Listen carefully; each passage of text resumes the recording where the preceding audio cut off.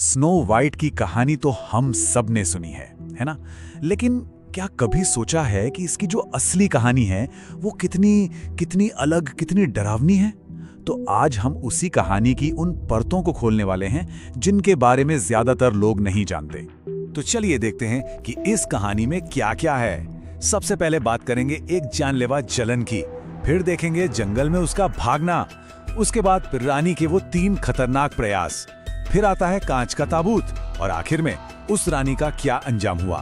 तो कहानी की शुरुआत किसी राजकुमारी के जन्म से नहीं होती, नहीं, इसकी शुरुआत होती है एक अजीब सी इच्छा से, और फिर उस इच्छा से पैदा होता है एक ऐसा घमंड जो सब कुछ तबाह करने वाला था।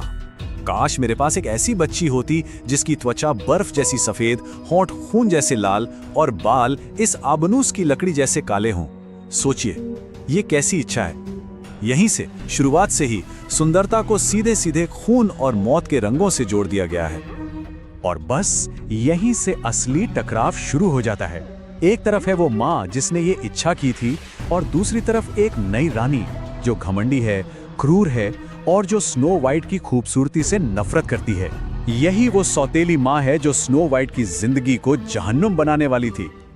आईना आईना दीवार पर, कौन है इस दुनिया में सबसे सुंदर?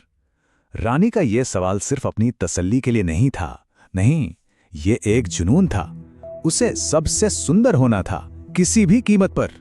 और जानते हैं ये सब कब शुरू हुआ? जब स्नो वाइट सिर्फ 7 साल की थी। सोचिए, एक रानी की इतनी भयानक नफरत एक 7 साल की बच्ची के लिए, यहीं से उसकी क्रूरता का अंदाजा लगाया जा सकता है। तो अब रानी की जलन इस हद तक पहुंच गई कि स्नो वाइट को महल से भागना पड़ा। एक राजकुमारी अब एक भगोड़ी बन चुकी थी। अपनी शाही जिंदगी छोड़कर उसे एक अनजान, खतरनाक जंगल में अपनी जान बचानी पड़ी। रानी ने एक शिकारी को हुक्म दिया था कि वो स्नो वाइट को मारकर उसका दिल ले आए, लेकिन वो शिकारी उस मासूम बच्ची को नहीं मार पाया। उसका दिल पिघल गया। और ये कहानी का शायद पहला ऐसा पल था जब किसी ने क्रूरता के ऊपर दया को चुना। शिकारी ने उसे जाने तो दिया, पर अब स्नो वाइट उस घने अंधेरे जंगल में बिल्कुल अकेली थी। वो घंटों तक भागती रही, डरी हुई, सहमी हुई, जहां हर पत्ती की आवाज भी उसे अपनी मौत की आहट जैसी लग रही थी। और ठीक जब उसे लगा कि अब कोई उम्मीद नहीं बची, उसकी हिम्मत जवाब दे रही है, तभी उसे जंगल के बीच में एक छोटा सा अजीब सा घर दिखा। अब सवाल ये था कि क्या ये घर उसे बचाएगा या ये कोई नया खतरा था? तो वो घर था 7 बौनों का, और उन्होंने स्नो वाइट को पनाह दी। लेकिन ये कोई खैरात नहीं थी, ये एक तरह का समझौता था। स्नो वाइट को अपनी जान के बदले में उनका घर संभालना था, खाना बनाना, साफ सफाई, सिलाई, सब कुछ। और साथ ही उसे एक बहुत जरूरी चेतावनी भी मिली, किसी भी अजनबी के लिए दरवाजा मत खोलना। लेकिन रानी को ज्यादा दिन धोखे में नहीं रखा जा सका। उसे पता चल ही गया कि स्नो वाइट अभी भी जिंदा है, और इस बार उसने शिकारी जैसी गलती नहीं की।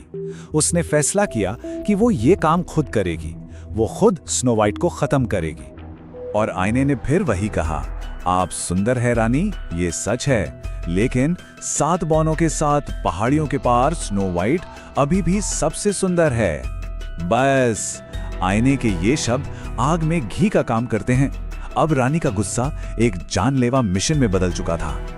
और यहाँ हमें परियों की कहानियों का एक क्लासिक पैटर्न देखने को मिलता है, जिसे कहते हैं 3 का नियम। रानी ने 1 नहीं, 2 नहीं, बल्कि 3 बार स्नो वाइट को मारने की कोशिश की। पहली बार एक फेरी वाली बनकर उसने एक फीते से उसका गला घोटने की कोशिश की। दूसरी बार उसने एक जहरीली कंघी का इस्तेमाल किया। और तीसरी और आखिरी बार एक खूबसूरत सेब जो सिर्फ एक तरफ से जहरीला था। और इस तीसरी कोशिश में रानी कामयाब हो गई। स्नो वाइट ने जहरीला सेब खा लिया। और ये कोई जादुई नींद नहीं थी, ये मौत थी। यहां सिर्फ गहरा दुख था और एक मासूम जिंदगी का अंत। बौनों का दिल टूट गया। उन्होंने उसे जगाने की हर मुमकिन कोशिश की, पर सब बेकार। वो इतने दुखी थे कि उसे जमीन में दफना भी नहीं पाए। इसलिए उन्होंने उसकी सुंदरता को हमेशा के लिए सहेजने के लिए एक कांच का ताबूत बनाया और उसे पहाड़ पर रख दिया। फिर कई दिनों बाद वहां से एक राजकुमार गुजरा। उसने कांच के ताबूत में स्नो वाइट को देखा और उसकी सुंदरता पर मोहित हो गया। पर यहां एक अजीब बात है, वो उसे बचाना नहीं चाहता था, बल्कि वो उस मृत शरीर को अपने साथ ले जाना चाहता था, एक खूबसूरत चीज की तरह। और उसने बौनों से उसे ले जाने के लिए मिन्नतें की। और फिर जो हुआ वो किसी जादुई चुम्बन की वजह से नहीं हुआ। नहीं, वो महज एक हादसा था। जब राजकुमार के नौकर ताबूत को ले जा रहे थे तो उनमें से एक का पैर फिसला, ताबूत को जोर का झटका लगा और वो जहरीले सेब का टुकड़ा स्नो वाइट के गले से बाहर निकल गया और वो जाग गई। खैर, इसके बाद स्नो वाइट और राजकुमार की शादी तय हो जाती है। लेकिन कहानी यहाँ खत्म नहीं होती।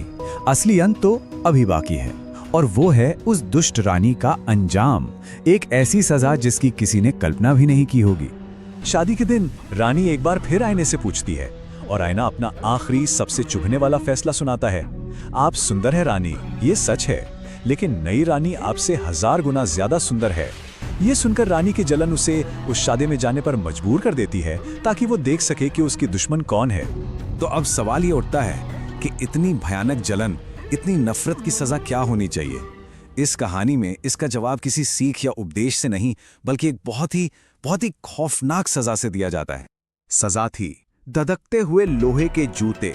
हाँ, रानी के लिए आग में एकदम लाल किए गए लोहे के जूते लाए गए और उसे वो जूते पहनकर तब तक नाचना पड़ा जब तक कि वो जमीन पर गिरकर मर नहीं गई। तो आखिर में ये कहानी हमें दो बिल्कुल अलग किस्मतों को दिखाती है। एक तरफ स्नो वाइट है जिसकी मासूमियत और अच्छाई उसे एक रानी बनाती है, और दूसरी तरफ है वो घमंडी रानी जिसे उसकी नफरत और जलन नाचते नाचते मौत के मुंह में ले जाती है। और अंत में एक सवाल रह जाता है, इस कहानी में इतनी डरावनी बातें हैं, एक बच्ची को मारने की कोशिश, क्रूरता, भयानक सजा, फिर भी ये दुनिया की सबसे पसंदीदा कहानियों में से एक क्यों है? शायद यही विरोधाभास है जो इस कहानी को आज भी इतना दिलचस्प और यादगार बनाता है।